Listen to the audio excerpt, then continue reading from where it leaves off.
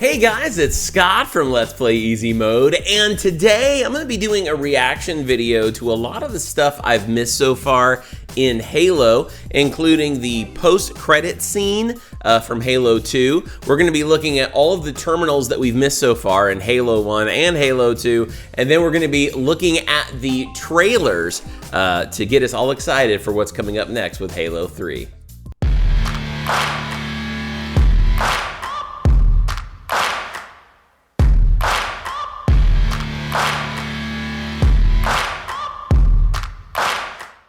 Hey guys, thanks for watching. If you're new here, then welcome to the channel. And if you're one of our regulars, then welcome back. Now, we've been taking some time over the last couple of months to go through the Halo series, and this has been a blind playthrough. I've never played any of the Halo games before. Been a lifelong gamer, never had the chance to really play these campaigns. I saw some multiplayer stuff years ago, but never really had a chance to enjoy the main campaign stories of Halo. And so I've been going through. We've played Halo 1, and we've been doing it all off the Master Chief Collection. And we just finished up Halo 2, which to me was an absolute masterpiece of a game. I actually gave that one a 10 out of 10 rating in my opinion. I absolutely loved Halo 2. But one thing that you guys have been talking about, and there actually seems to be a little bit of a split, not everybody can agree on this, but the majority of you guys have been leaning on the idea that I should go back and watch the terminals. One thing I didn't really do, I came across one or two terminals in the first Halo game, and then when I did that, a lot of you guys said, hey, don't look at the terminals yet, save that for after. And so actually some of you have said that I should even wait until after playing the series to go back and watch those terminals, but the majority of you guys have said, just do it, they were there anyway, go back and watch them. And so I've been a little torn, you know, but I am gonna do it. Hopefully I don't spoil this too much for myself. But I am going to go back and watch just the terminals from Halo 1 and Halo 2. Now, what we're going to do is we're going to do this in order. Today, what I'm going to do is first I'm going to watch the cutscene that I missed. Apparently, I can find it on YouTube, and it's the OG graphics, and it's the cutscene that wasn't there because we kind of got robbed of the whole credits at the end of the game. So we're gonna watch, apparently there's a cutscene that was like, I think it was post-credits or something, kind of like an epilogue cutscene. So we're gonna watch that for Halo 2. Then I'm gonna watch a video that is like all the terminal videos from Halo 1 and the terminal videos from Halo 2. And we're going to react to those. And then finally, at the end of this video, we're gonna go through some Halo 3 trailers, because you guys said in the on the last final episode of Halo 2, you guys said in the comments, before you play Halo 3, check out the trailers because they're awesome, and that's what we're gonna do. It's a Halo day here at Easy Mode Studios, because once I'm done with all of that, then while that video's rendering, I'm gonna be diving into Halo 3 for the first time, and I'm really excited to do that with you guys. Before we dive into this reaction, I just want to say, if you've been enjoying the Halo series on this channel, do me a favor and click like, and also for more content, don't forget to subscribe. It really helps the channel, and it's a really cool community to be a part of as well. You can always hang out with us over at Discord. The link for that is down below. And you can always dive in deeper with me by hopping on over to the Patreon page, which you can get to by going to this link right here. For $5 a month, you can get early release content because all the videos that you see here on YouTube go to Patreon first. And for $10 a month, you can get exclusive content because there are games that we are playing on Patreon that you will not see here on regular YouTube. We've played some Quantic Dream games over there so far. We played the original Super Mario World for the SNES. We just finished up Detroit Become Human, and now it's kind of the next exclusive game I'm playing over there right now, I think is probably going to be Spider-Man Miles Morales, because I've never played that and I'd like to play that as well. So make sure to head over to Patreon and check it out. But no matter what you sign up for, you can be a part of our Wednesday night exclusive live streams, and they're so much fun to spend time together as a community over there. Right now, we're actually playing The Legend of Zelda Link's Awakening on Wednesday nights, and it's a lot of fun to just hang out and check in with everybody and see how everybody is doing. I do just want to say a special thank you to our current list of patrons. Thank you guys so much for your support. Thank you for your comments. Thank you for being the first ones, to the first responders, you could say, to my videos, to help me out in the comments. It's always fun to hear what you guys have to say. If you're out there and you would like to join this amazing list of names and help support the channel as well, then make sure to hop on over and get signed up at Patreon today. All right, we got some videos to watch today, so let's go ahead and dive into the world of Halo. Well, okay guys, the first thing we're gonna watch is this Halo 2 epilogue. It's the post-credit scene. I don't really know much about it. Some of you guys said in the comments that I think it's to do with Cortana and maybe the Gravemind. So let's go ahead and watch. Here we go.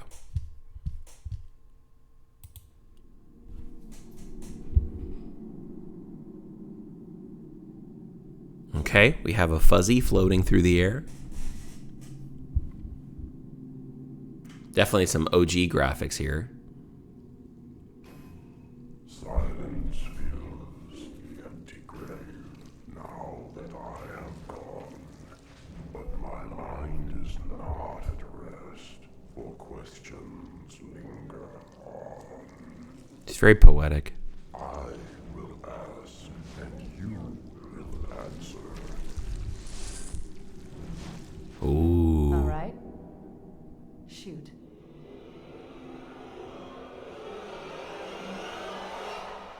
Oh. Okay. Well, that was in, guys, that was in, we saw that. That was, you guys had mentioned that there was a post-credit scene that I missed, but I believe we saw that. I remember that at the end of Halo 2. So they did include that scene. We just didn't get the credits. Well, okay, guys, next we're going to be watching this Halo Combat Evolved Anniversary Terminals 1 through 10. So this is just going to be the terminals. I think we may have seen one of these terminals in our playthrough when we did it the first time, and then I never really did any other terminals based on what you guys were telling me. You guys were saying, hey, avoid the terminals for now. So, all right, let's go ahead and dive into this, and it looks like they're all laid out. Let's see. Okay.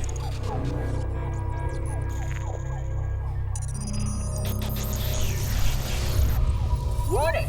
By order of Ecumen Council, proximity to Installation 04 is forbidden. We have Guilty Your Spark continued talking. presence will result in most unpleasant countermeasures. I must insist that you immediately change course and return to a minimum safe distance of 1 light year. That's a long ways away. This has served as your one and final warning. I have activated defensive systems, and you now have 30 seconds to return to the minimum safe distance of... Wait. Curious. Huh. Oh, wow. Curious indeed, after all these years.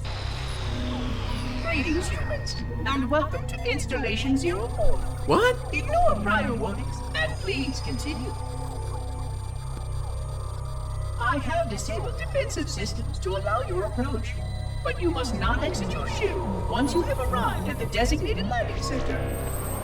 This ring contains significant dangers, and even with your assumed legacy, I must verify the presence and pitch of your gauge before allowing full access. We have much to discuss, humans. I have been away far too long. You have been away far too long.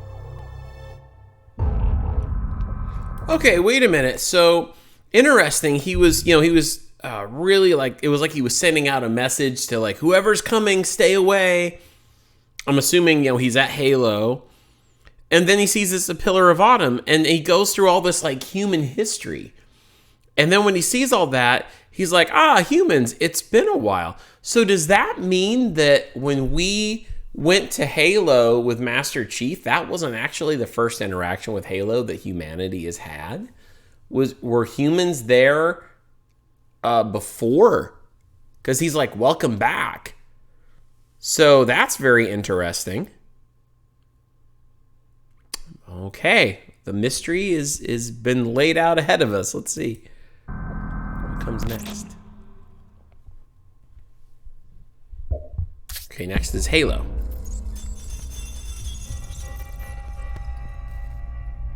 This is very interesting.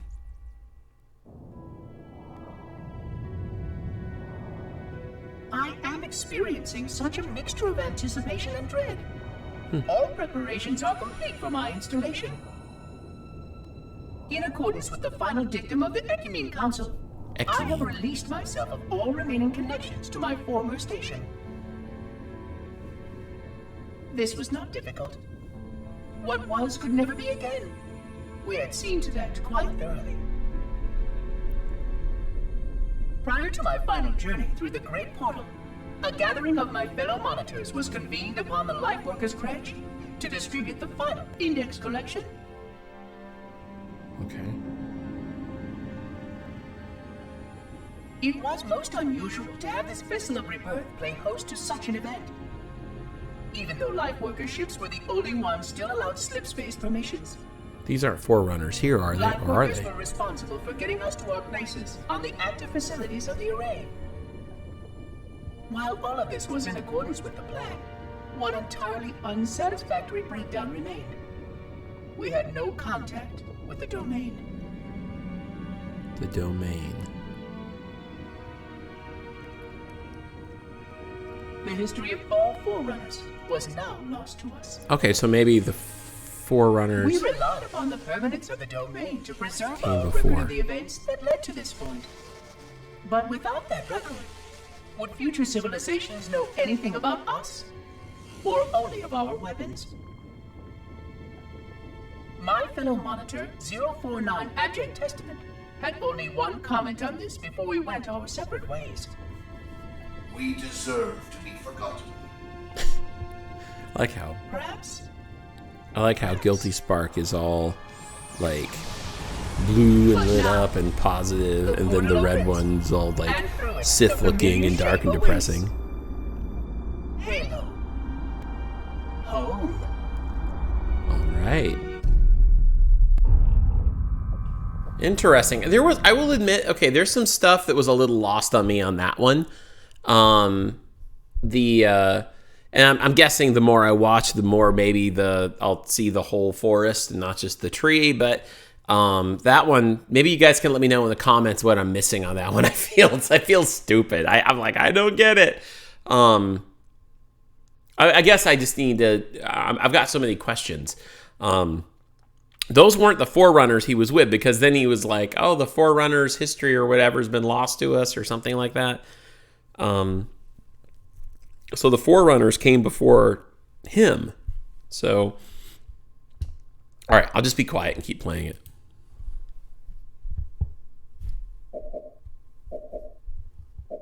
The Truth and Reconciliation. That was the Covenant ship, right? Construct, who is your maker? Sadness and disrepair, Oracle. It's a very emo answer. I am unworthy. I was not made. Never made, but you are right here, where you should not be. Tell your charges to cease their efforts immediately. Quarantine must not be violated.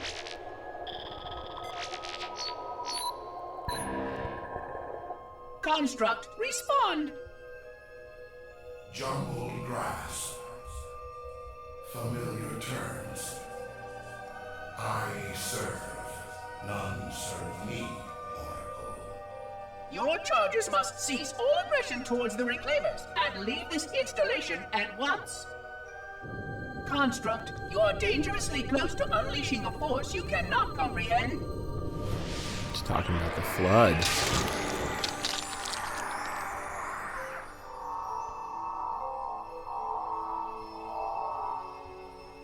This is most inappropriate. We follow the path, and I am part of the stone journey swarm that serves. We serve.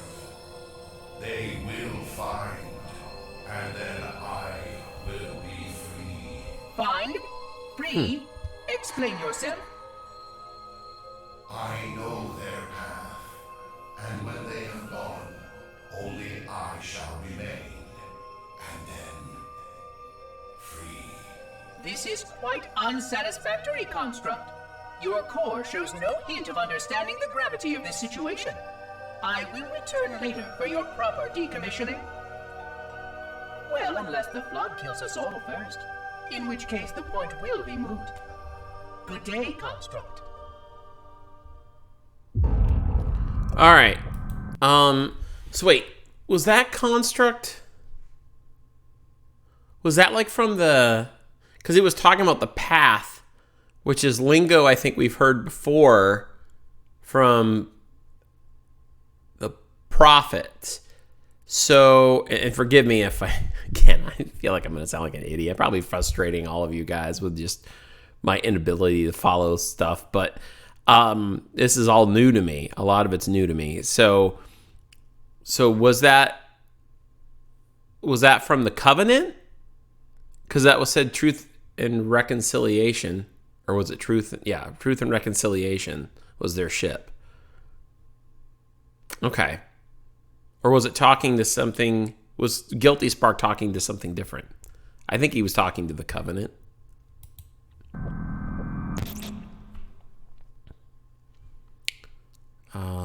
The Silent Cartographer. I remember these levels.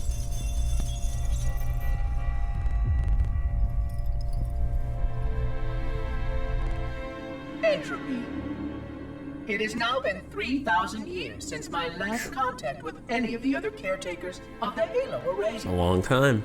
Despite clear communications protocol, my fellow monitors have either chosen to ignore or, more likely, have lost the ability to engage in our scheduled updates. The continued lapse of the domain means that we are stuck with achingly slow wormhole superluminal communications. Prior to this total communication shutdown, the only messages I received in the preceding 4,573 years were incomplete and quite perplexing transmissions from Installation 05.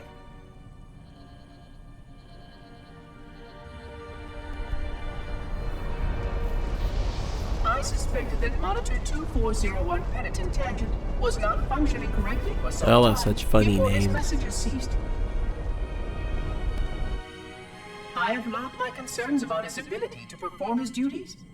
At this point, however, I'm not sure who I file logs for. 2401 may be destined for madness. There are fail-safes for this, I know. I hope they work. So they can go crazy? I will continue to visit the projection systems at the assigned dates. Perhaps the other monitors are dealing with interfering galactic phenomena or unexpected system failures.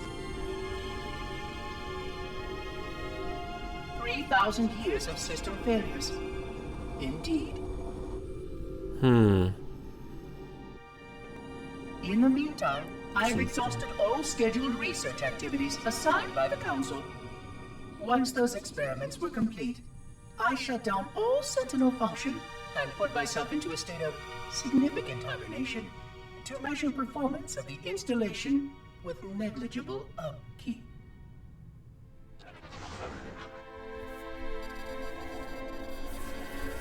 Okay. 150 years with no noticeable impact upon installation systems or integrity. Even in hibernation, I became bored. Wow. This was quite troubling, as I was led to believe I was not capable of such a state. This was one of the gifts I was promised, an end to strife. I am aware of the dangers of a system such as myself losing operational focus. I wonder if my fellow monitors are experiencing similar states, or if this is because of my particular path to this installation. For amusement, Beautiful I have looking begun though, a isn't it? series of experiments involving the evacuation of all matter from contained sections of my installation. Oh, wow. By measuring the geologic effects of exposure to the vacuum of space and the eventual biological recovery of these sections, I anticipate getting valuable insight into emergency response scenarios in case of sentient proximity warning. Oh, okay. So, did he just purposely blow up a part of Halo to just see what would happen? And he's just doing different tests to kind of figure out what would happen, like emergency protocols and stuff. Maybe he's seeing how long Halo could recoup after something like that. And then it said sentient beings were coming, or sentient presence or whatever. Okay. This is really interesting, guys, to get a little backstory. And also it's bringing a little more depth to the character of 343 Guilty Spark.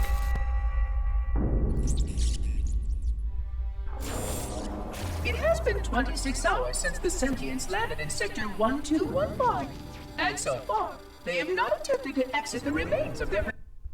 Are they dead? I say remains, because their landing was either not executed adequately, or this vessel lacked significant maneuvering capability. The visible portions of the vessel have suffered catastrophic structural damage during the violent landing experience. I have detected atmospheric leaks in 17 distinct locations along the hull. Is that the Covenant?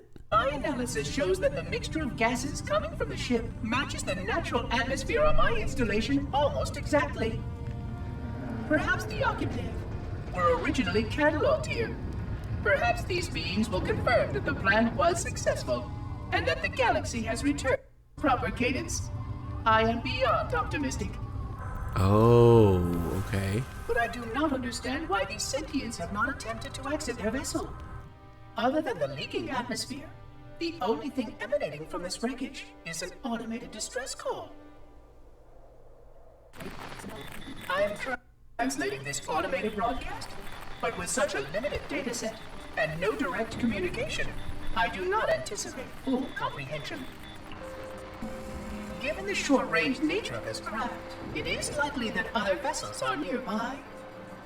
But, in accordance with procedure, I am blocking the distress call. No communication of the location of any installation is permissible. I admit great curiosity about these visitors. While the plan is quite clear about procedure for this situation, I have my doubts. How many failure points can the plan sustain before blind adherence becomes counterproductive? You know, he's been alone for so long. It's like, I imagine it would be easy, because he's obviously got some sort of artificial feelings or whatever, right? He's talking about being bored. He's, obviously he's been here alone. He feels like he's lost contact with the other, what are they called? Caretakers, monitors, or whatever. And so now it's like this big thing has happened, right? Like this ship crashed, and now he's like going to probably just be obsessed with it to know if anything is alive on board or... Surely, in light of all that has changed, I should be able to modify my responses to adapt it.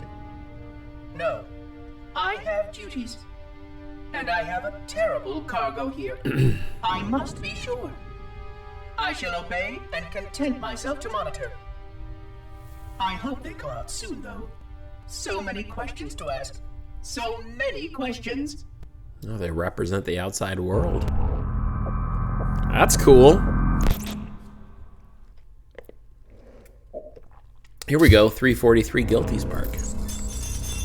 Maybe we'll get some more backstory with him, too.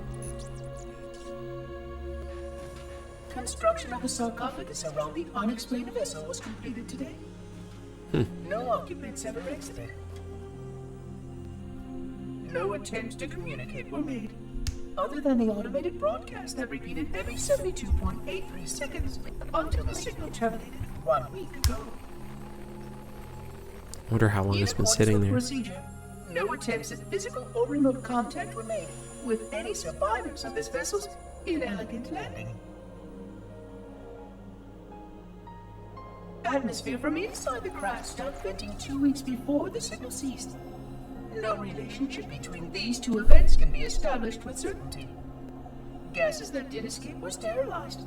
No further sign of alien visitors or rescuers has been identified on any sensor systems. I have now endured 60,000 years without word from outside the array. It's been I have no way to 60,000 know whether years. we actually saved the galaxy we destroyed. And because of protocol, I sat silently while my first chance to be judged for those acts died. To say that I regret being forced to this outcome is a tremendous understatement. 60,000 years? But as I perform my inspection of the quarantine labs today, I am reminded of the gravity of my responsibilities. Just one of these spores, if released from this facility, would render the ultimate judgment against our self-appointed role as protectors of this galaxy. That's the flood, right? When the plan to maintain the Halo array was created, it was a point of some contention whether we should preserve any remnant of the flood infection. I thought this unwise, as there was a notable chance that one day one of our containment facilities might. Those who held this belief were most successful at convincing the Ecuban Council to destroy the last flood samples. But oddly enough, it was the librarian who decided otherwise. And I believe she was correct. I know in a way I cannot logically explain that there exists a way to actually defeat the flood. You could just shoot him. To immunize? To cure? I still struggle with multiple layers of memory of fighting the flood. But I know this cure is possible, even though the full genius of the Forerunners was unable to achieve it. The Forerunners' ancient enemy held and used that knowledge once, but it was denied to us. And without samples for further study, that cure will never again be found. Of course, I have no reason to believe that here lies the entirety of the parasite. It may be waiting in the frozen void beyond this galaxy, or worse, inexorably drifting toward us. I don't know what survives out beyond my installation, but I know that in order for anyone, I have to protect this installation and its quarantine very carefully. Yes, the librarian was right to store it, examine it, continue to seek a cure. Still, next visitor, things will be different.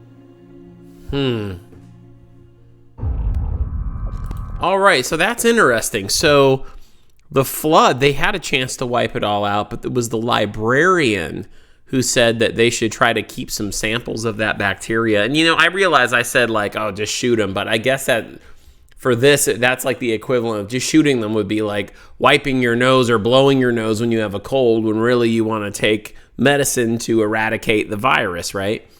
So that's kind of the deal here. And they were looking for a cure. But he's been alone now for 60,000 years. We still don't know anything about that ship that crashed. The library.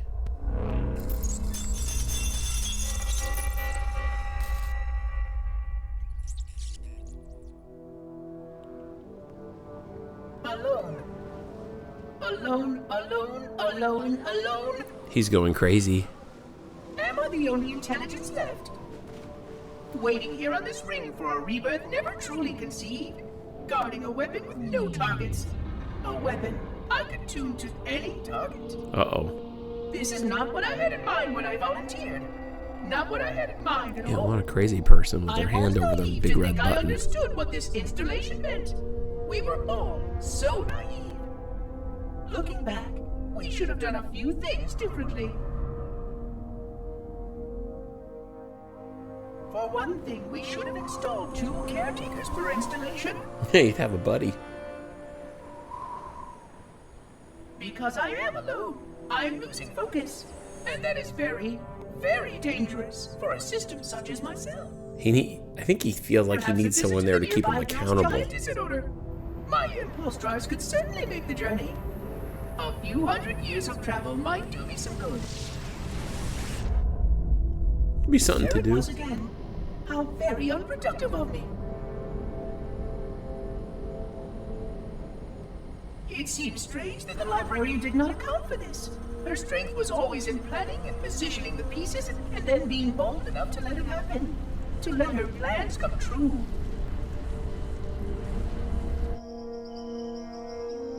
I was a part of many of those plans, long before I knew for certain that she was real, before any of us were. But at the end, we had only a fragment of her brilliance left to us, and I fear that she did not fully appreciate the nature of my situation here, the problems it might pose. But even a fragment of... Fragment, yes. Oh dear, here it comes again.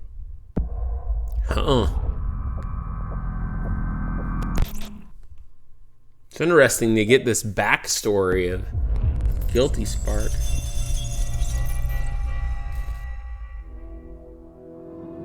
"25,000 light years. That is the effective range of this installation. According to the star charts archived on board this installation, I estimate that there are 3,792 worlds capable of sustaining biological sentient life. That is quite a weapon. 25,000 light year range. In reality, it may be significantly more than that. Full array was tuned and activated by Installation 00.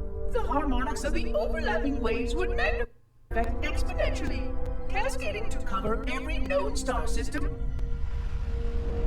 And that considers the firing of a mere 7 halos. And the original 12 rings survived to see use. Sterilization would spread far further than most forerunners ever feared we could reach. Wow. Whoa, whose eyeball is that? Is that Flood? But even with just 7 rings, we were able to destroy every side of the Flood. Okay. And every other sentient creature along with it. This victory was the will of our people, despite the fact that it meant our own end as well. But by our empiric measurement, it was a victory and cleared the stage for the rest of the librarian's plan. I sometimes wonder whether the Didact could have succeeded at a much smaller cost.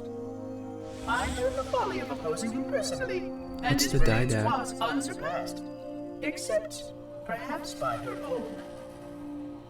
He never got the chance to fully execute his plan. The council saw to that.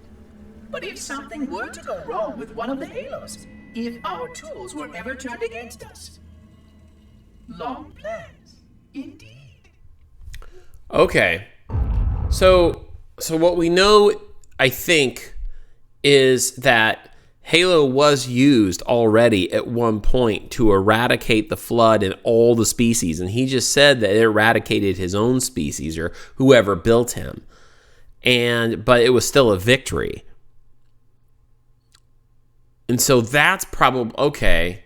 It's starting to make sense why he was like so quite taken when he saw Master Chief and the Covenant and everything too, because he was probably thinking, well, how are you guys here? We eradicated the galaxy, the universe. And 25,000 light years? Is that with the whole network of Halos, or was that a piece? That covers a lot of ground. Let me know down in the comments what I'm missing. Keyes. I remember this is when we found Captain Keyes, and he was like he was caught or he was dead.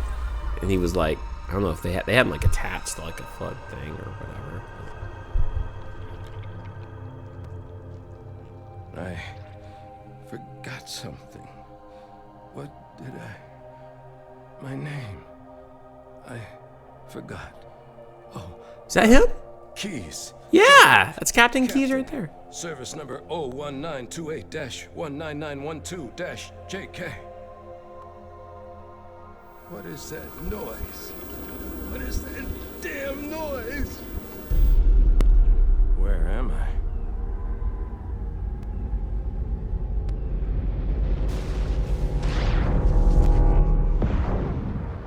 Oh, wow.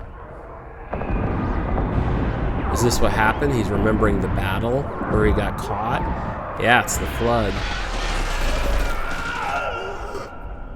Covenant captured me. Didn't they? Yeah, I can't remember. It wasn't the Covenant, though. It was the Flood. Keyes, Jacob.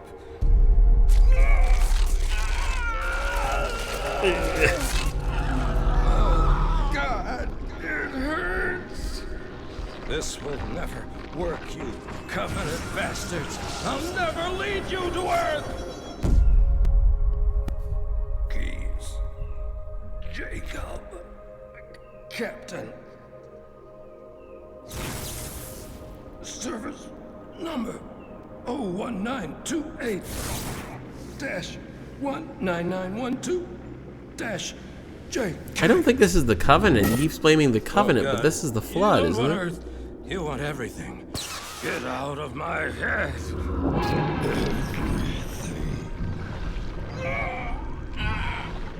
Ugh. Miranda. Is that you? Miranda. Forget everything. No, please. Is that the Don't grave mind? let me forget. Keys.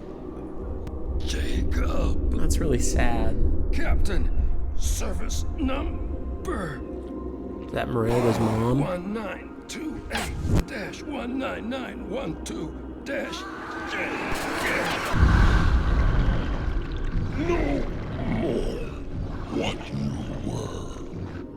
Memories. Emotions. All is now ours. That's too bad. Keys. Jacob. Captain. Service number 01928-19912-JK. You will not have me. We already do. Oh, that was a sad one. Thinking about his daughter, trying to hang on to himself and his memories. Saw Miranda. Here's the last one, the Maw. Vexation. 100,000 years of careful maintenance. Vexation. 100,000 years protecting the galaxy's future. 100,000 years spent fearing that our sacrifices, my sacrifice, was in vain. Oh, man. And 16 hours after I finally made contact. Oh, boy. This so-called reclaimer decides to blow it all up. Oh, I am not pleased. Oh, I am Just as I not finally pleased. discovered that our plan to save the galaxy succeeded, the ancient enemy is unleashed once more. After all that, he finds out the Flood is back. Why these reclaimers refuse to follow protocol is quite mystifying. Destroy my installation, will they? I shall renew efforts to make contact with the other rings immediately. This Covenant may be useful to me, although I don't think they fully understand what they claim to seek. Still, it makes no difference to me what they believe, as long as they do what must be done. I sound like her. What's he talking about, the librarian? Oh, but what I would not give to have even a single company of Prometheans here right now. Prometheans? Oh, they would most certainly restore order with their trademark lethality. Although, that would mean he would have to be here too. And without the librarian around to temper his rage, well, these reclaimers might almost prefer the Flood. Who's the he that he's talking about? I feel like that's, I feel like that might be a hint. A lot of you guys said, hey, this kind of gives away some stuff. I feel like that might be a hint to what's to come, you know, either in Halo 3 or 4 or 5 or whatever. You know, maybe like besides the Flood and the Covenant and all of that, the Prophet, whoever Guilty Spark is talking about seems like a much more ominous presence and maybe an enemy for later on in the series. I'm not sure, but wow, guys, that was really, really enlightening. So next, that was really cool. And I feel like that really added a lot to the story of Guilty Spark. Now I feel more connected to Guilty Spark because he's got more depth to his character. That's cool. Well, now let's get into the second Halo and all the terminals from the second Halo. Okay, guys, I've brought up a video here. We have Halo 2 Anniversary, all terminals, cutscenes by sequence. So 1080, 60 frames per second. All right, let's go ahead and move on to Halo 2.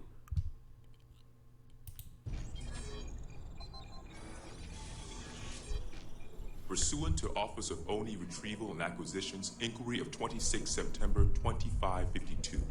Okay. The following is a target profile of Thel Vadami, Supreme Commander of the Covenant Fleet of Particular Justice, compiled by Lieutenant Commander Locke. First confirmed contact with Vadami came in 2535 on an unofficial human colony known as the Rubble. After-action reports from civilians, as well as Spartan Units 006, 111, and 120, suggest that Vadami was at that point a relatively minor functionary of the Prophet of Regret. Prophet of Regret. Spartan 006 engaged Vadami in combat on the Rubble. Both parties survived the encounter. Okay. Shortly after 2535, the UNSC first encountered the newly formed Covenant Fleet of Particular Justice, now led by Vadami. Okay. Is this how the whole war with the Covenant got started?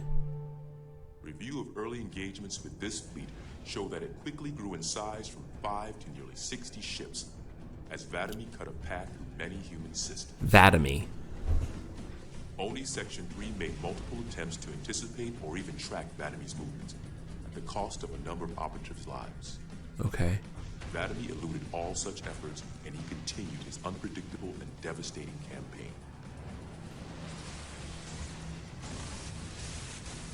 Vadami also stands out from other Covenant commanders in the frequency in which he takes a personal role in ground assaults.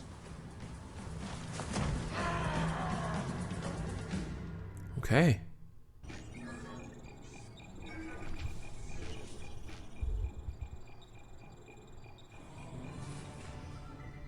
Camber was a major manufacturing center for UNSC fleet materials with a population of 5.6 million.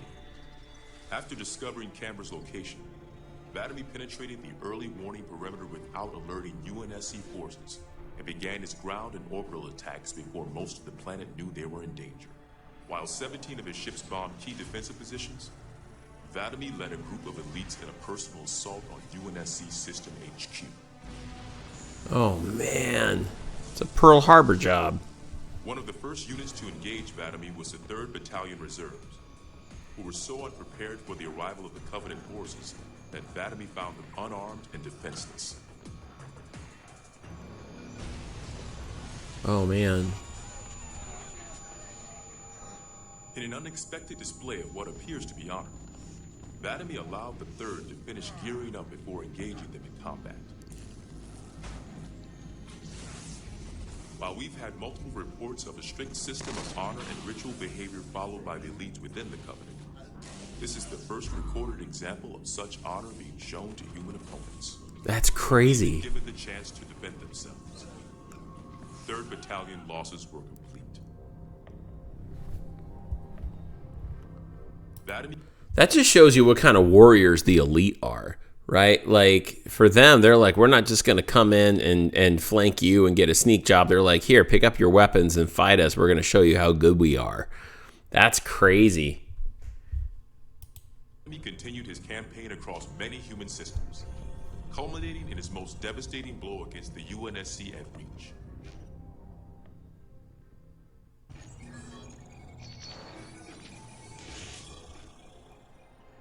Vadami's most recent and damaging blow to the UNSC was the fall of Reach.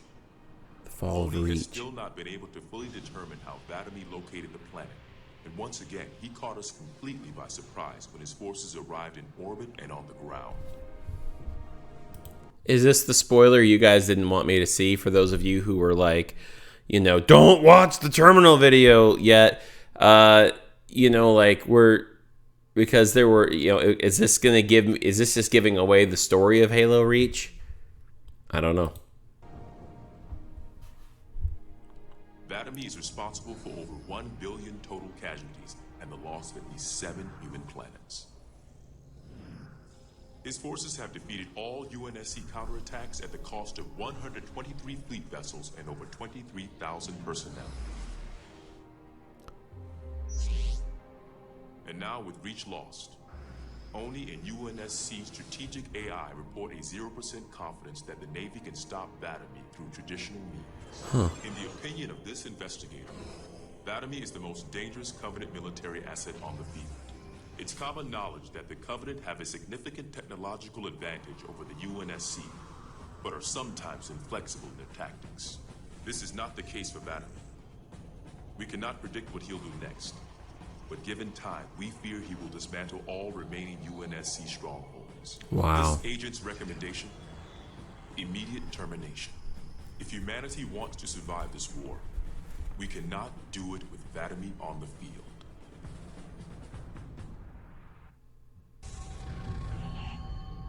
I think we're plugging someone else's channel while we're doing this. That's fine. Thank you for making this video. All right. Is that the destruction of the first Halo from the first game?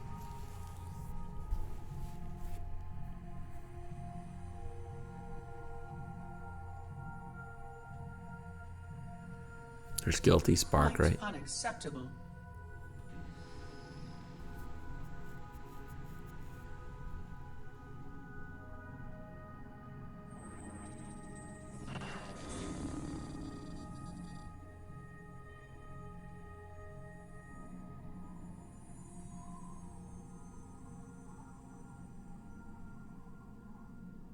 Wow.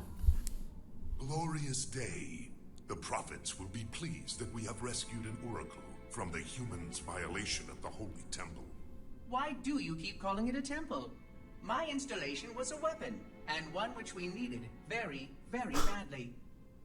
But Oracle, I do not understand. We were told the rings are salvation, a gateway to paradise. Told? By whom? Anyone who told you that is a fool, or quite mad. That installation was a beautiful tool, designed to destroy everything the Flood might feed on. Everything? Oh, quite everything. And if even one Flood spore survived the destruction of my ring... Communications. Shut down all lines to the fleet. We will not notify the prophets of our discovery until I hear everything this oracle has to say. I will gladly share what I am permitted, but we have little time. What has been unleashed here could destroy everything you have ever known.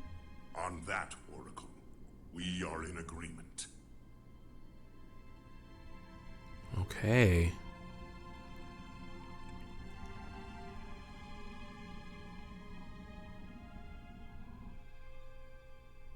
Wow.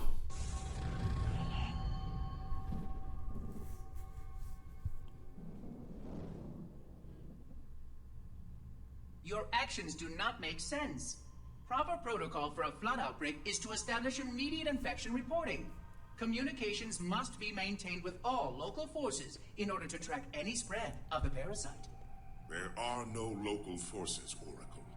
For now, all you have is me. But I tracked multiple ships in orbit, including some remaining human presence. In light of the danger posed by the flood, surely you can set aside this disagreement with the humans and... No. Anything still alive in orbit is our enemy. The humans have very good cause to kill us on sight. And the knowledge you've shared with me casts doubt on the entire purpose of our covenant. If any of our ships remain above us, they are not the help you seek. But why would they not provide assistance? Because of this talk of prophecies and journeys? I learned a small amount about your covenant before that reclaimer blew up my installation. But my understanding is incomplete. The AI I encountered on board one of your ships was less than forthcoming. What you need to know, Oracle, is that thousands of years ago, at the founding of our great covenant, a bargain was struck between the prophets and the elites. A bargain which I fear will be the end of us. So that's interesting. So So that AI I was wondering about from the terminals in the first game, that was a Covenant AI. Okay. Interesting. I like all this in-between stuff. This is really cool.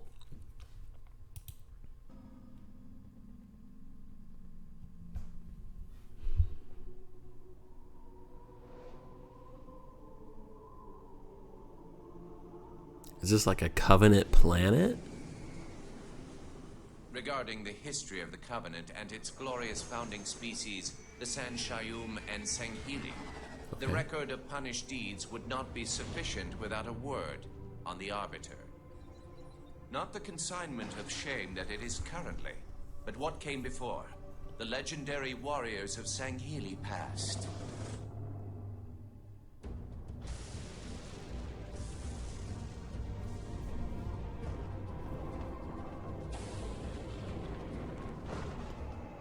Oh, he's cool Long looking. before the Covenant, the Sanghili ruled their world with pride and Sanghili. vigilance, surviving the perils of both land and sea. Cool. These were the arbiters of old, part king, part judge, warrior rulers, unlike any of which would follow. When we arrived on their frontier world of Ulgathon, the cost of life was severe. Led by a mighty arbiter, the Sanghili resisted our entreatment with ruthless force, leading to decades of war. Wow.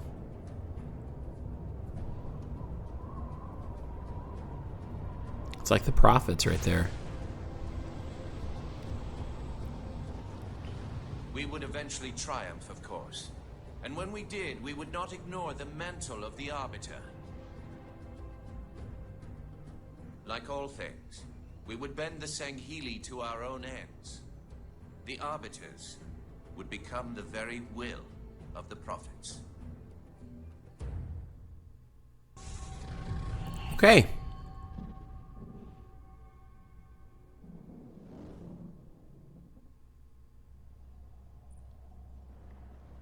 For generations, our holy arrangement put the prophets in charge of religion and technology. The elites led our military forces to convert new species and find relics such as your halo.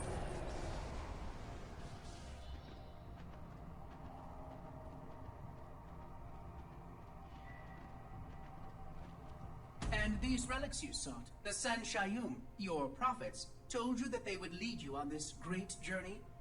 Yes, transcendence, eternal life. Their promises were endless. We gave up our old ways to follow the Prophet's lead on the great journey. Gave up all of our history, all of our traditions. Not all of your traditions, it seems. This Arbiter you mentioned, hasn't that always been a position of power for your species? Power? It was long ago. An Arbiter was once the pinnacle of our people, leader of the clans, and master of the battlefield. But then, an Arbiter committed heresy, and an example was made of him. Heresy? He challenged the word of the prophets, challenged and lost.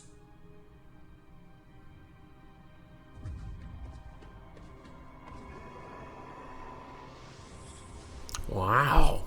So the title of Arbiter became a badge of shame for our most spectacularly failed warriors.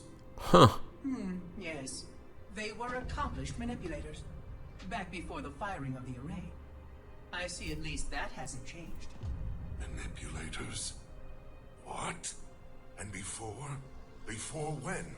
I will explain later. Right now, I want you to tell me everything you can of these arbiters. Wow, what a story. Okay, so let me stop for a second. So the elite are what used to be the Sanghili, and they were like this mighty tribe. Kind of reminds me a little bit of the Krogan from the Mass Effect, right? And they were on land and sea. They weren't really spacefaring. Okay, I'm gonna annoy people if you're not a Mass Effect fan, or maybe you are, but I'm making comparisons because it actually helps me remember a little bit to try to remember this. So the Sangheili would be almost like the Krogan from Mass Effect, and they were on land and sea. But then the other, basically the aliens that were we know as the prophets, like of regret and truth and all that. They almost look like the Solarians, like from Mass Effect, discovering the Krogan. Okay, I'm confusing you if you've never played Mass Effect, but so they come, and there was a war though, and they eventually, I don't know how they were able to overcome the Sangheili if the Sangheili were so tough. And the Sangheili, the Arbiter, was an esteemed position as a tribal leader.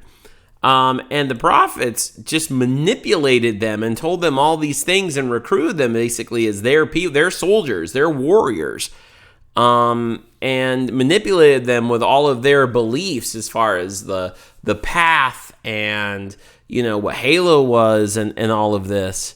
Very interesting. Okay. And I can't remember what the other term was. There was Sangheili and then begins with an SH. But I think those were the artifacts that they found. Was it Forerunner artifacts or whatever that they were using to... okay, I'm getting it. I'm getting it a little bit. Feel free to fill in any details in the comments below.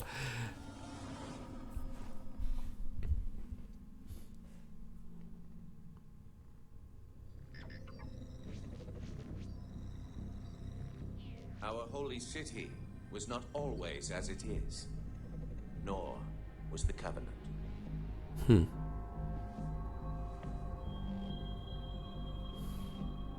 At one time, it was only Sanshayum and Sangheili.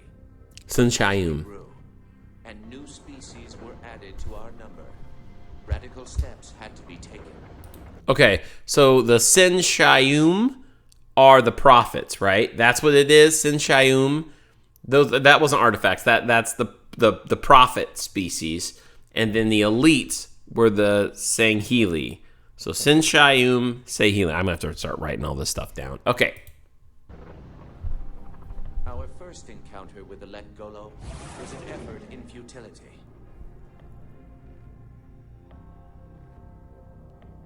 The blasphemous creatures had devoured a Forerunner orbital, shattering its remains into 1 trillion pieces. What was left became the rings of Tay.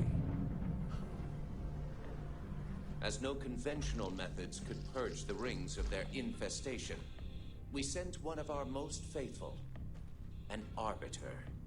For a full year, this Arbiter ventured across the surface of one of their moons, learning both their strengths and their weaknesses.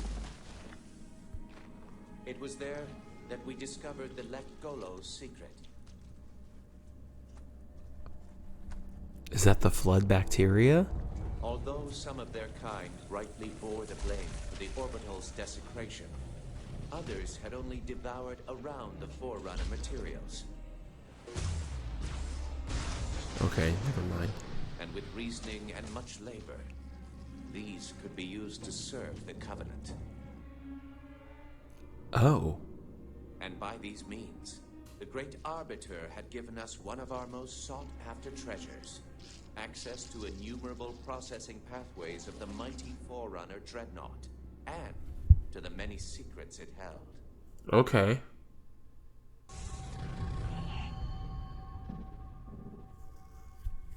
For some reason, I got a little lost on that one, but that's okay. I feel like once I can put all of these together. It is most unusual that in all the exploits of these arbiters, you never mention their role in choosing their missions of redemption. There is no role, Oracle. Once one of our commanders becomes an Arbiter, he belongs to the Hierarchs. These hierarchs, they are the same high prophets who control all the holy relics you collect from my time? The same. And they use these relics to build your new weapons and bring you the word of your gods? It has always been so. Interesting. Am I a holy relic? I do not understand. Because I am certainly not a god. I am a tool, as is this mining platform you stand upon, as was the installation that once orbited the planet. The Forerunner's technology is lasting and indeed quite powerful, but I'm quite certain they would have told me if I was infused with some kind of divine power. I suspect some of your prophets may have been quite aware of how much divine inspiration tools such as myself could provide. And you never questioned these proclamations. Even your mightiest warriors, these arbiters, never questioned? Questioning was what brought shame to the word arbiter long ago, Oracle.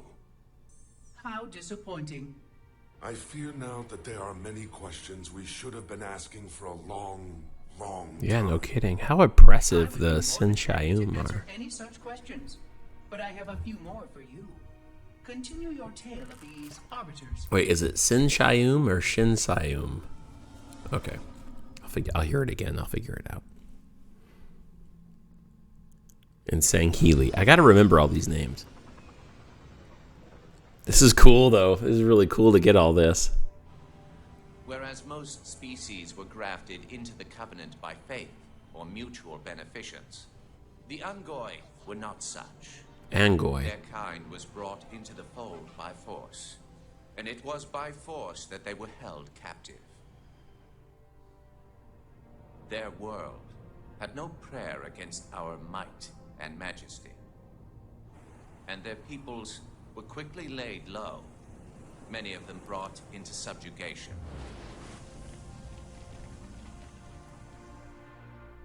Oh, wait, are those the little Yet while guys? some species would perish under such pressure, others rise to the occasion, taking arms if need be, fighting back.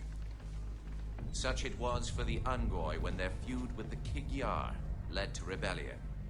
An effort by the Kigyar to sterilize the Ungoi population was met with stiff resistance, and for a time, the holy city was thrown into chaos.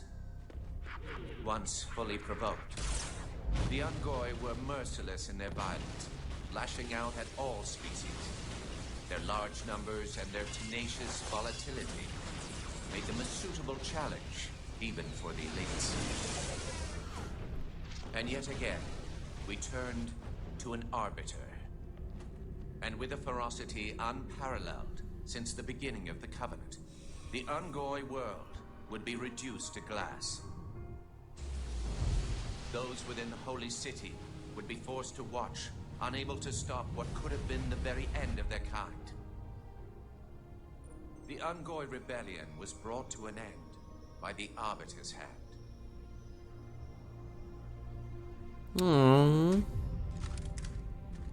Their world was not completely lost, and those who survived within high charity found some measure of mercy.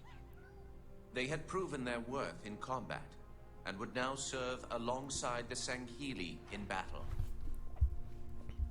Ungoi. Okay, so those little guys, the cute little guys, are called Ungoi.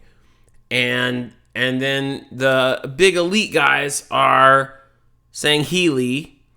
And then the prophets are the Shinsayun, Shinsaigun, Crab Rangoon. I don't know what they are again. I've already lost that term. But, okay, this is a lot to process, guys. But I'm getting it now. So the Covenant is like a movement, or maybe even like a religious movement that brings in all of these different species, and not really voluntarily. It seems to draw them in against their will and make them a part of the Covenant. Very interesting. Okay. Gaining some insight here.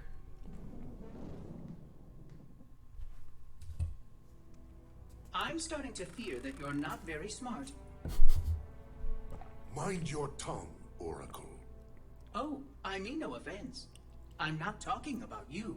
I'm talking about your species. How long have these prophets been anointing arbiters? Since the fall of Falchavami, the first disgraced arbiter, roughly 400 years ago. Incredible. And in all this time, it never occurred to you how convenient it was that your prophets were able to find a powerful, capable leader among your people, who happened to suddenly commit a terrible blasphemy every time the power structure of your covenant was threatened. I do not understand. You do little to dissuade my fears. Then teach me. Looking back at the record of the Arbiters you've discussed, was it not surprising to anyone that those chosen to become Arbiter were more than simple warriors? How so? Each of them had significant political influence among your people. In some cases, that influence was already being used to question the decisions of your hierarchs. In fact, that very questioning often gave rise to the charges of heresy that so neatly removed the challenger from the hierarch's concern. And once they were branded Arbiter, they promptly and quite cheerfully ran to meet their deaths. Wow. all our lives we look down at the path, put our feet where the prophets tell us. All our lives spent convincing ourselves of the truth of our covenant. Could all of it truly have been wasted? Let's hope not all of it, for we have a great deal of work to do. The flood is still out there, so I require a cooperative reclaimer to enact proper containment procedures. But your covenants keep trying to kill all the reclaimers I can find. All this bickering is quite a deadly waste of time. Right now, the most important question we can ask is this: who could break this hold the prophets have over you?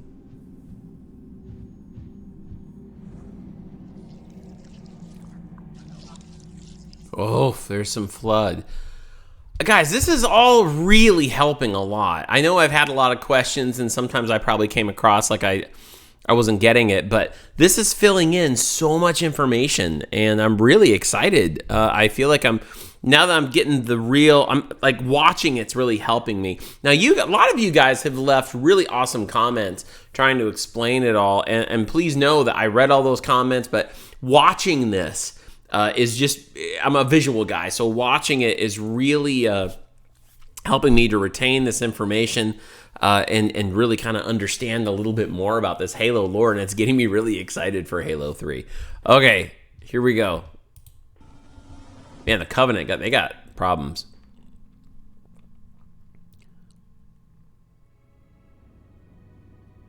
The history of it's the crumbling. Arbiter is one of both legend and infamy. Their name has been corrupted by great shame, though the contemporary is perhaps the most confounding of all. Thel 'Vadamee was born of noble blood, the legendary House of Vada.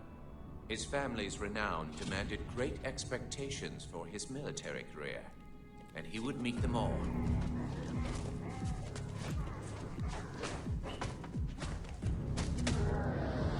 Nice.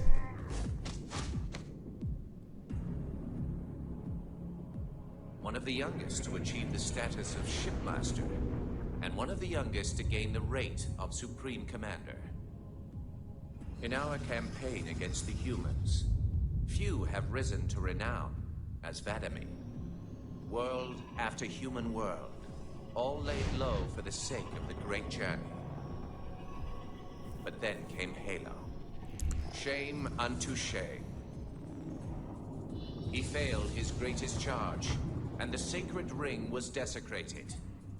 By such disgrace, Thel 'Vadamee became the Arbiter. As a mere scribe, I do not challenge the word of the hierarchs, but I would be remiss not to voice concern. This Sanghili should have been put down, publicly slain as an example to all of our prayerful expediency. Thel 'Vadamee is Arbiter's real name. With the discovery of a second ring and the changing of the guard, all things are in jeopardy. Will this Arbiter remain loyal?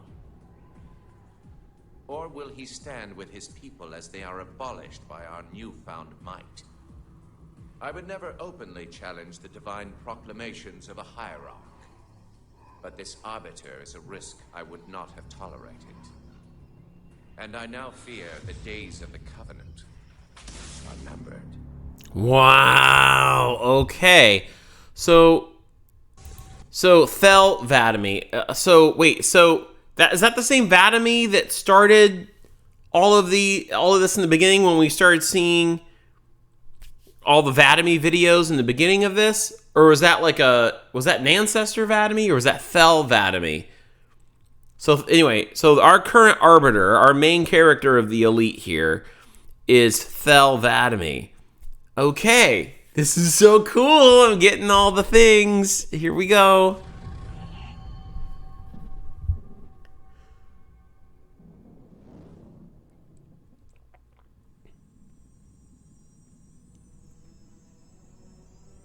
The only one I would trust with this information is probably dead right now. He was commander of the fleet that brought me to the system. Thel Vadami was his name. Thel Vadami. After hearing you tell of the destruction of the ring, I cannot believe that he still lives. His orders were to secure the ring, to prepare it for the arrival of the Hierarchs. Vadami never fails in his duties. If the ring is no more, then Vadami must be dead. Duty can indeed be a dangerous virtue. But even if he did live, wouldn't this sense of duty make him quite unlikely to set aside his allegiance to the Prophets? Perhaps not. And he would never betray our people. No, if we were able to just speak to him, explain everything you have told me. But no, these are futile hopes. If he did live, and if he was returned to the High Prophets, they would most certainly punish him for the destruction of the ring. In fact, he would be the exact kind of leader the Hierarchs would make arbiter. They would need someone to blame for the loss of the ring. His influence within the fleet grew with every one of his victories over the humans. And if he did become arbiter? Then he would be lost to our cause. Without the knowledge you've shared with me, he would obey the Prophets without question. I doubt he would even respond to his former name. I don't know what it would take to overcome, but as you say, we don't have time to ask such questions, and Vadami is almost certainly dead. If all your hopes rest on him, then I fear for the future of this galaxy. As do I, Oracle. As do I. But I will begin our fight. Make others aware of the lies the Prophets whisper in our ears. And soon, we will find more who will take up our cause. Wow. That's cool. Oh, man. Just to get all this information, it's so much fun.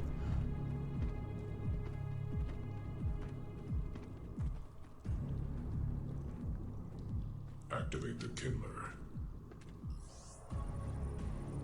Make haste. We have little time.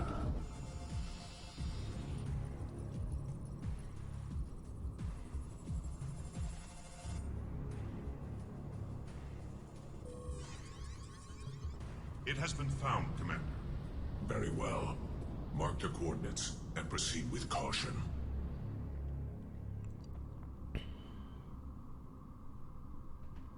And to think, it has been under their noses all this time. Humans are foul animals. They lack the intellect and the purity to discern the ways of gods. Prepare the luminary for retrieval. The Hierarch will reward us for our devotion.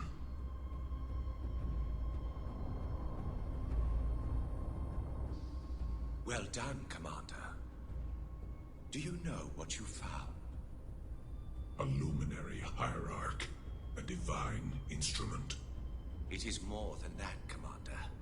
This is the one spoken of in the prophecies. It lights the sacred path.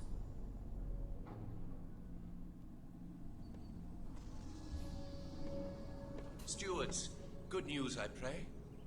It was not easy, Blessed One. The luminary was not forthcoming with the holy words, but our hope proved true.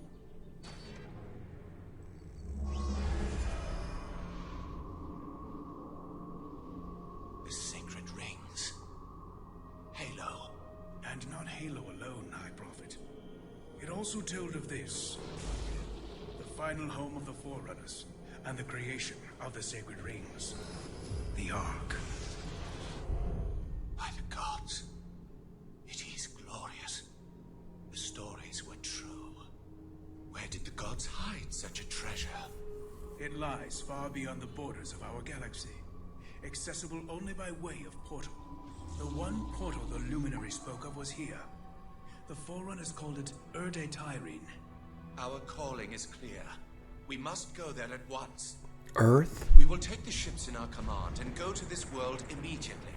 This Erde Tyrene. Take heed, brothers. Okay. So this is what the end of Halo 2 is about.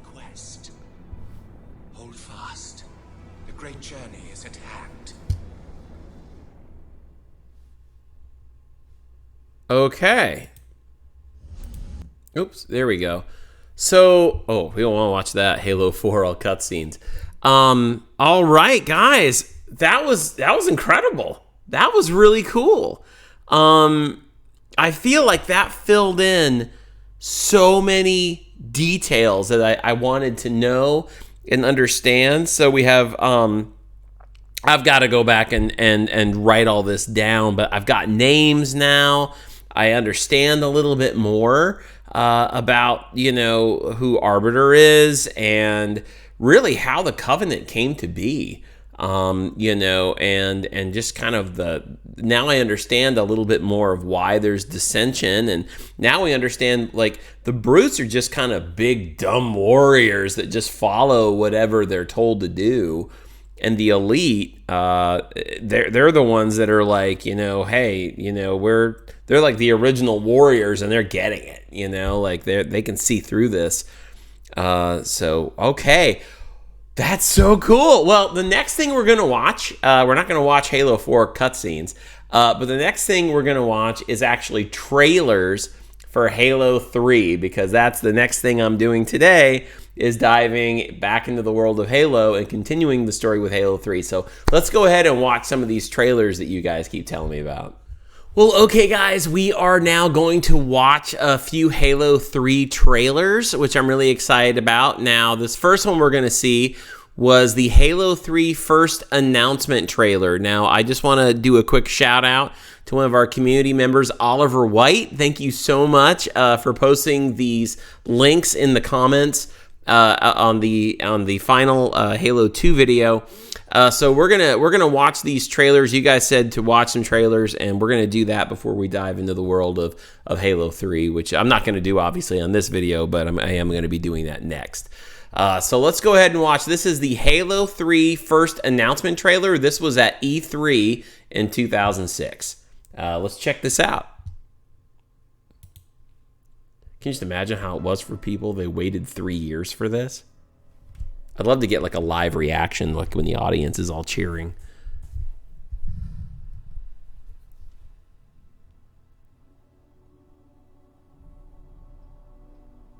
Are those pieces of a broken Halo, or just what is that in the background? Actually, that could be Earth, because you can see there's like a sign right there. Oh, that's right, because there has been a war going on Earth, right? What is that?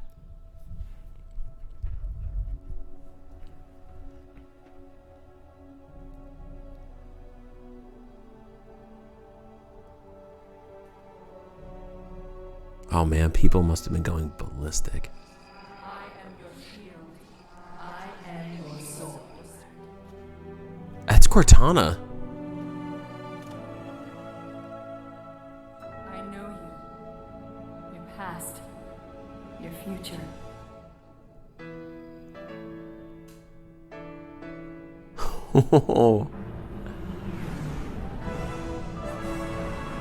Okay. It's time. There's a big old fight happening on Earth. Look at that. That looks awesome.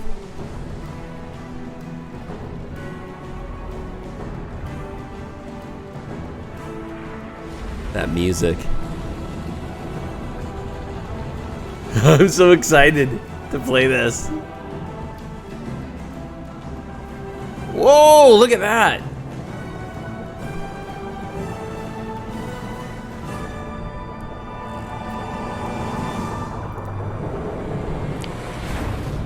Oh, that must be the portal. Okay, then. Is the way the world ends. I wonder if you hear her talking, but I wonder how much of that is the grave mind with her as well. Finish the fight. There we go. Okay. Okay, so our next trailer is Halo 3 CGI trailer, Starry Night. I guess it was a Super Bowl commercial. So let's go ahead and check it out. You ever wonder what's up there? Like what? Maybe someone up there is wondering what it's like here. I guess. Do you think we'll ever meet them? I hope so. Don't you?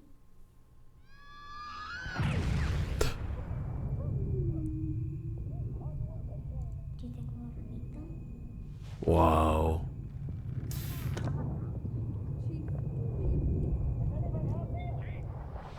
Wow.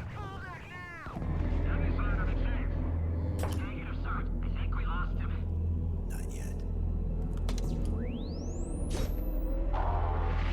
Oh, cool.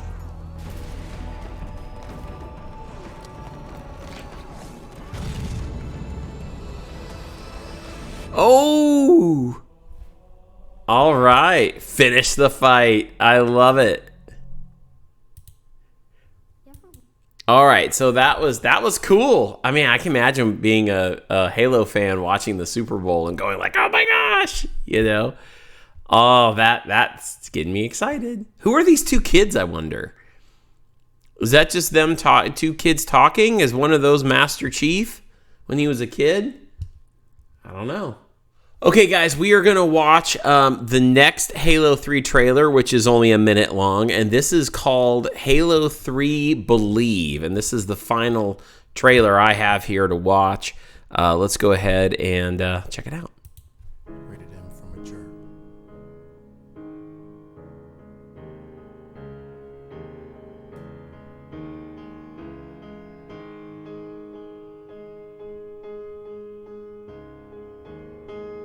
Man, the war.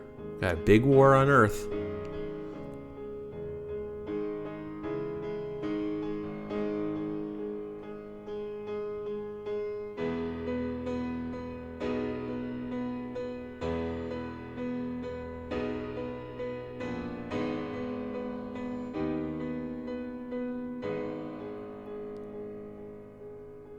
Wow.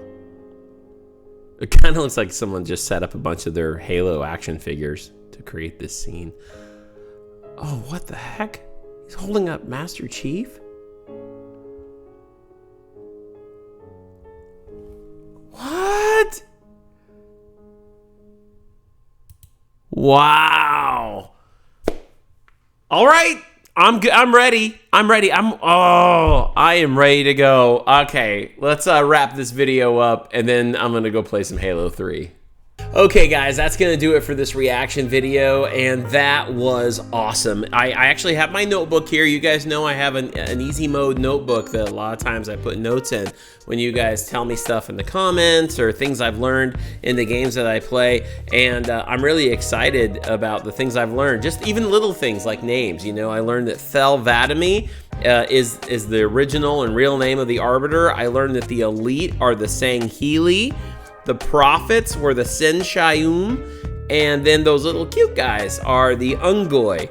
And I learned how it all kind of came together. So, yeah. I mean, you know, it's funny, too, because that guy who was kind of speaking in one of those Halo 2 terminal messages, we started seeing, like, one of the prophets, one of the Senshayum talk about, like, how, you know, up until the Ungoi, you know, everybody kind of joined the Covenant based on their own faith. But really, I think that's kind of a lie, isn't it? Because, I mean, they fought. There was a war that happened with the Sangheili.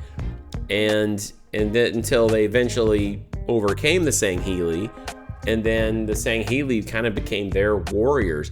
One thing I didn't see in this was how the Brutes got recruited. I wonder if that's going to be in Halo 3, if we'll find out how the Brutes got recruited. But that was really cool, and I'm wondering now as we get into Halo 3, now how Arbiter, or Thel 'Vadamee, is going to fight alongside the humans even more, you know, with Master Chief. Will we get some more of that? You know, and basically, then we have where we left off with Johnson and Miranda, because they were with Guilty Spark. And that was something else about all of this. At first, I didn't really know what to think of Guilty Spark. We didn't have all that backstory when we first encountered him on the first Halo in the first game. And understanding now just how he was there all these years, 100,000 years, looking over Halo.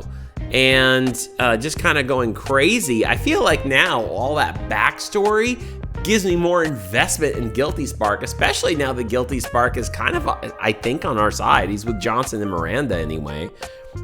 So I'm just excited to see where this is gonna go. So I'm gonna wrap this video up and I'm gonna go play some Halo 3, which I'm super excited to dive into with you guys, and it's gonna be awesome. Thank you guys so much for watching this video. I know for me, this was a real treat. If based on anything you've heard me question or say, if you guys have any other, you know, just bits of wisdom or lore or anything that's not too spoilerish, who knows, maybe I've seen a lot of spoilers already, but just let me know in the comments down below. Let's get some Halo conversations going, and let me know anything else you think I need to know going into Halo 3.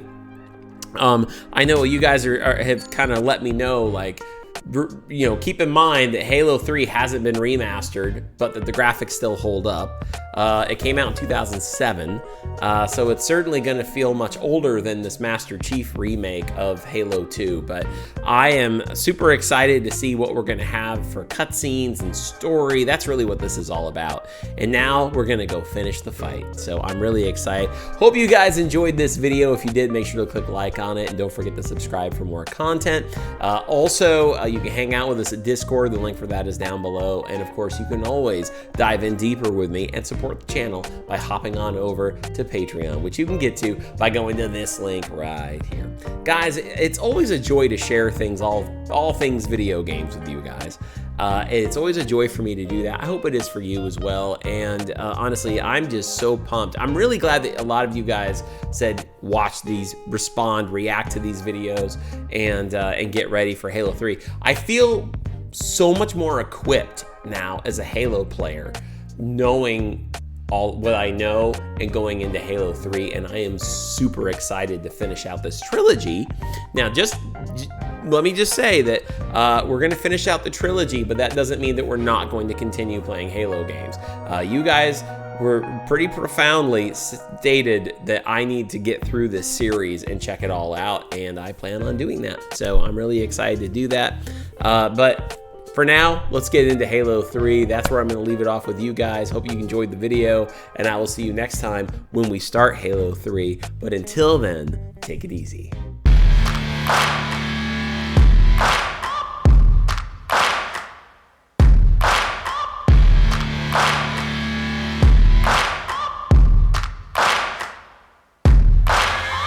Searching for greatness.